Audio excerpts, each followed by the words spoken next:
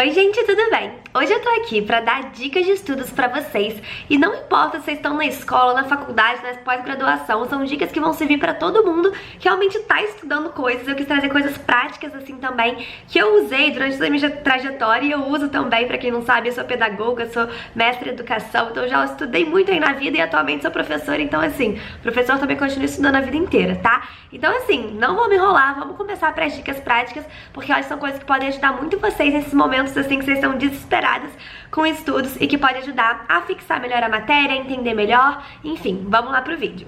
E bom, a primeira coisa que eu considero essencial na hora de você estudar qualquer coisa que seja é o momento antes de você começar a estudar. Vocês sabem que eu amo falar de organização e tal, e eu acho que a organização que você faz pré-estudo já é parte de, assim, quão bem você vai conseguir estudar naquele dia, naquele mês, naquela matéria. Porque eu acho que você começar de uma forma organizada, fazendo um cronograma, colocando quais matérias você vai ter que estudar, isso já facilita muito a sua vida. Tem gente que fica procrastinando e não começa nunca, porque sabe que tem muita coisa pra estudar. E assim, nossa senhora, tem 3 capítulos pra ler, meu Deus, por onde eu vou começar? E aí, tanto de coisa na sua cabeça que vai se passando, quando você vê, você não começou nunca e já passou um tempão. Então, a primeira coisa que eu gosto de fazer, antes de começar realmente o estudo de fato, não é perder tempo, é você sentar e você organizar, que isso vai te ajudar muito, muito a render melhor nos seus estudos e ficar mais calma também em saber que vai dar tempo dentro do tempo que você tem.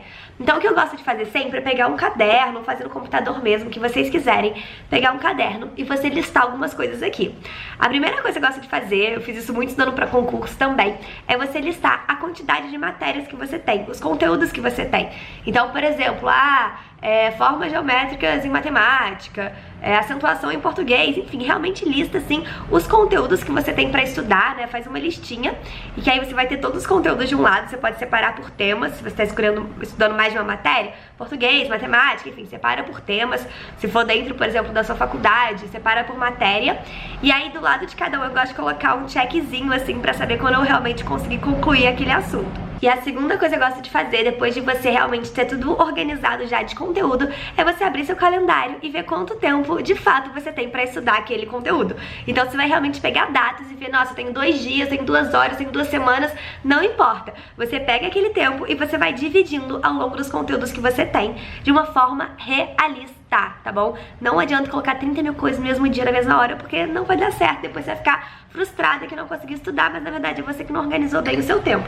Então assim, se quiserem eu tenho vários vídeos, na verdade, sobre organização de tempo e tal, eu posso ajudar mais especificamente com isso, mas essa primeira dica que eu dou, organize os seus estudos, porque isso vai facilitar muito, muito, muito na hora de realmente começar a colocar a mão na massa. Bom, e agora realmente indo pra primeira dica prática, assim, de quando você pega pra estudar. Isso eu acho que se aplica a qualquer matéria, assim, principalmente quando você tá trabalhando com textos, com leituras, que é a forma que você vai ler os seus textos.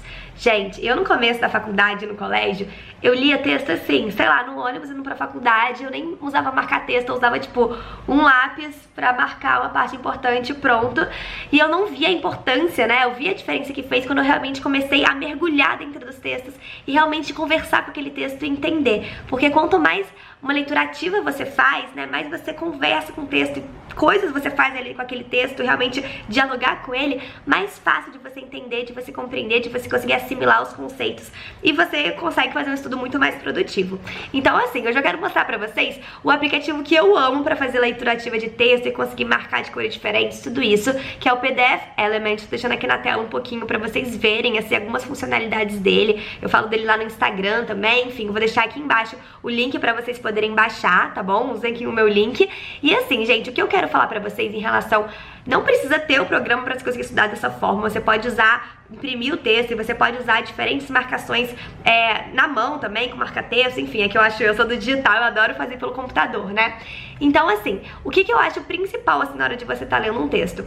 A primeira coisa que eu gosto de fazer é realmente dar uma identificação de o que é aquele texto, aquele texto, como se fosse meio que a função daquele texto, qual é a coisa principal que ele está tentando me dizer. Porque quando eu tenho isso em mente, eu posso fazer uma primeira leitura rápida, ter isso em mente e depois realmente fazer essa leitura mais aprofundada, que você vai realmente, tipo, eu gosto muito de trabalhar com o conceito de color code, que são cores diferentes de marca-textos, pra você conseguir realmente criar como se fossem legendas, assim, depois quando você for estudar de novo aquele texto fica muito mais fácil pra você conseguir entender o que é conceito, o que é exemplo, o que é uma dúvida sua. Então o color code funciona assim, você vai escolher, eu não gosto de escolher muitas cores, que eu acho que fica confuso, eu gosto de escolher basicamente 3 cores de marca-textos, tá? E você vai fazer uma legendinha no começo do seu texto em algum lugar, você pode usar essa função de bloco de notas, tá vendo?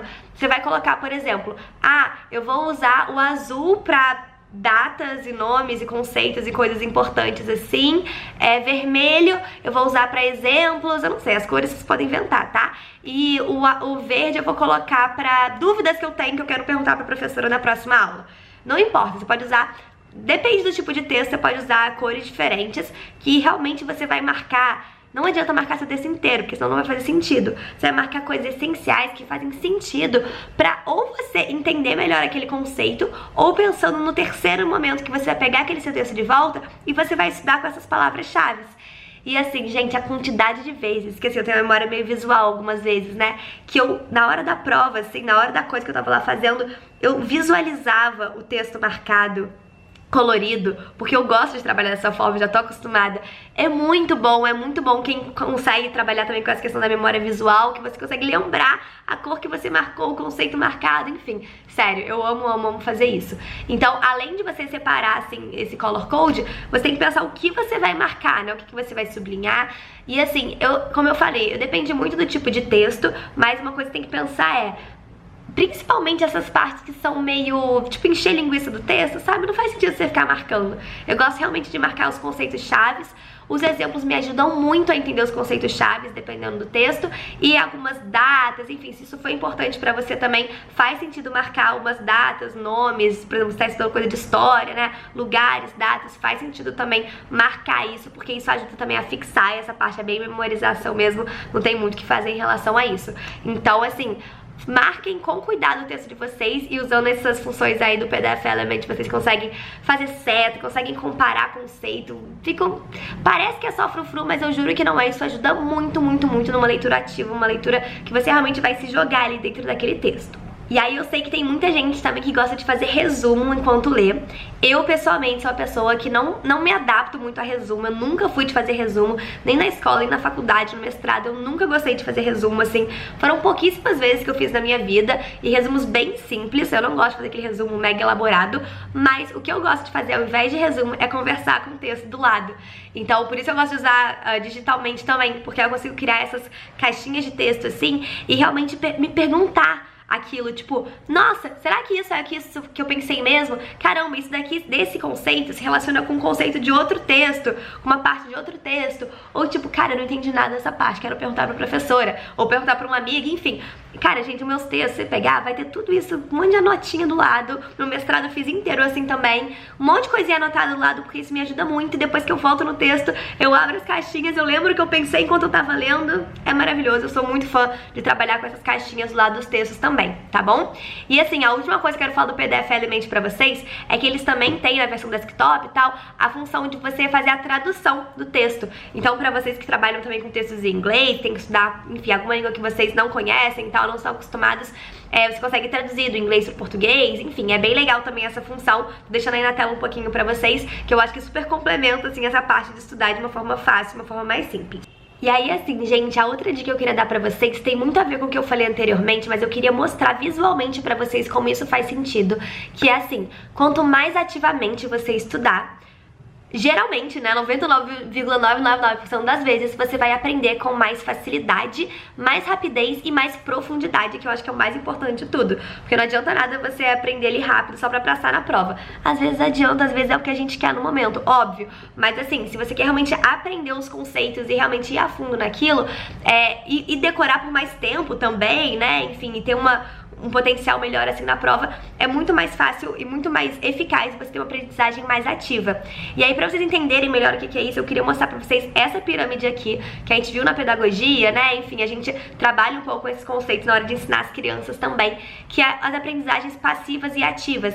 E assim, não precisam se deter muito a cada uma das classificações, é mais pra vocês entenderem a diferença que faz você realmente fazer isso que eu falei com o texto, sabe? Você ir a fundo nele. Isso não serve só pra texto, isso serve pra qualquer coisa que você vai colocar a mão na massa. É tipo assim, pensa em estudar matemática só lendo as fórmulas, sem fazer exercício nenhum. Tipo assim, ou só ouvindo os professores falando. Claro que você vai aprender. Eu, por exemplo, aprendo muito bem escutando os outros falando. Mas eu realmente só vou conseguir entender aquilo de fato e passar pra frente quando eu sentar e fizer os exercícios. E muitas pessoas ficam muito confusas do que fazer quando estão estudando matérias que não tem tantos exercícios e que não tem tanta coisa prática. Tipo, eu li um texto, como é que eu vou estudar sobre esse texto? Como é que eu vou ser mais ativa? Então tem esse jeito que eu falei, que é você realmente fazendo uma leitura ativa do texto e fazendo justamente isso que tá no topo, na base da pirâmide, né? Que é explicando, resumindo, fazendo outros tipos de conversa ali com o texto, porque isso é uma coisa muito boa. E assim, o que eu mais amo fazer, que vocês estão vendo que tá lá na base mesmo, é ensinar aos outros. Gente, quando a gente tem esse compromisso de ensinar para outra pessoa aquilo que a gente aprendeu, a gente aprende de uma forma bizarra, assim. E aí você pode falar, Clara, mas pra quem que eu vou ensinar matemática no ensino médio? Quem vai querer ouvir isso? Gente, se você ninguém na sua família, se puder, seu irmão mais novo, sua avó, seu cachorro, você pode explicar pra você mesmo. Pra alguma amiga sempre é o ideal, um amigo, enfim, alguém tem dificuldade, isso daí seja, né, maravilhoso. Mas se fala, Clara, não tem ninguém pra explicar. Cara, finge que você tá explicando pra você mesma, tipo, fala sozinha, explica aquele conceito, coloca em voz alta, sabe? É óbvio que se tiver outra pessoa é o ideal, né, enfim, mas se você não tiver ninguém pra escutar o que você tem pra falar, finge que você tá numa aula, fala assim, eu preciso ensinar essa matéria para o meu sobrinho. Como é que eu vou ensinar? Como é que eu falaria da maneira mais fácil possível isso? Porque você vai ser obrigado a pensar em exemplos, a pensar em metáforas, a tentar transformar aquele conceito super difícil numa frase mais fácil. E aí você vai conseguir, tipo, destrinchar o aprendizado que às vezes é muito difícil, uma coisa mais palpável e mais tranquila pra você. E isso é uma coisa que sério, eu amo fazer isso, eu amo fazer isso. Quando eu não tenho ninguém pra explicar, eu faço um PowerPoint, tipo, uma apresentação que eu não vou apresentar pra outra pessoa, né? Pra treinar. Eu faço o PowerPoint e depois eu explico pra mim mesma, assim, vou lendo. Quando tem alguém pra ouvir também, eu explico pra outra pessoa. Porque isso realmente é a forma que você mais vê o quanto você sabe ou o quanto você deixa de saber quando você precisa explicar pra outra pessoa. Então essa é a maior dica, assim, que eu tenho também pra quando você realmente quer arrasar, assim, numa matéria. Arruma aí alguém e fala a matéria pra ela, porque isso vai te ajudar muito. Então essas foram as dicas que eu tinha, assim, pra passar pra vocês hoje. Eu posso fazer mais vídeos sobre esse assunto, eu tava com saudade de falar disso tudo aqui no canal. Então eu trouxe aí pra ajudar vocês que estão em alguma fase. Me falem aqui que fase que vocês estão, escola, faculdade, pós-graduação, sei lá, o que vocês estão estudando, que eu posso pensar melhor conteúdos específicos também pra essas fases, tá bom, gente? Então eu espero que vocês tenham gostado. Não esqueçam que o link do PDF Element tá aqui na descrição do vídeo, tá? Um beijão pra vocês e até a próxima!